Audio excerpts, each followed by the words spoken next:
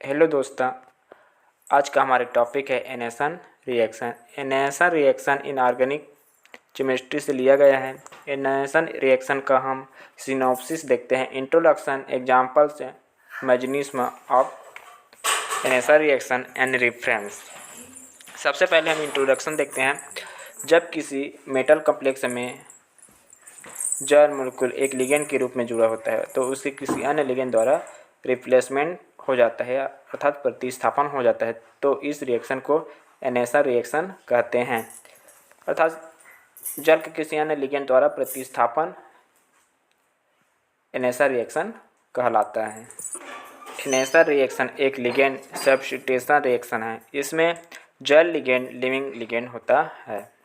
We know that acid hydrolysis equation में जल molecule इंटिंग ligand होता है, बट एनेसन रिएक्शन में यह लिविंग लिगेंड होता है। अर्थात इक्वेशन रिएक्शन में यह इंटेंटिंग लिगेंड होता है और एनेसन रिएक्शन में यह लिविंग लिगेंड होता है। एग्जांपल्स, एक लिगेंड के साथ जल मॉलिक्यूल जुड़ा हुआ है जो इलेक्ट्रॉन द्वारा प्रतिस्थापन से बाहर निकल जाता है। इस प्रकार के रिएक्शन को हम एनेसन रिएक्शन कहते हैं। देखते हैं मोनो इक्वा पेंटासाइनो कोबाल्ट में जल का क्लोरीन परमाणु द्वारा प्रतिस्थापन कर दिया जाता है तथा मोनोक्लोराइड पेंटासाइनो कोबाल्ट का फॉर्मेशन होता है। इस प्रकार के रिएक्शन को हम एनेसन रिएक्शन कहते हैं। आगे देखते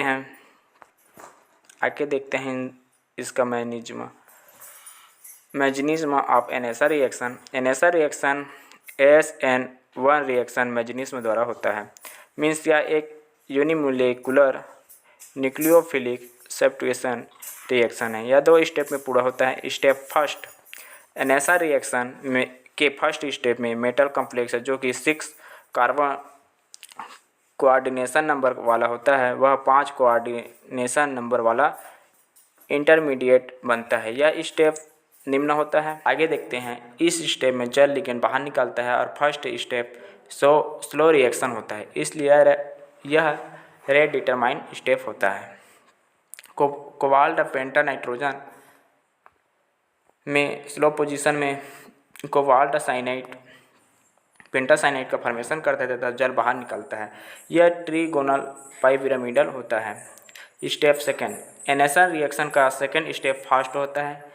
इसमें इंटरिंग लिगेंड इंटरमीडिएट के साथ आकर जुड़ जाता है।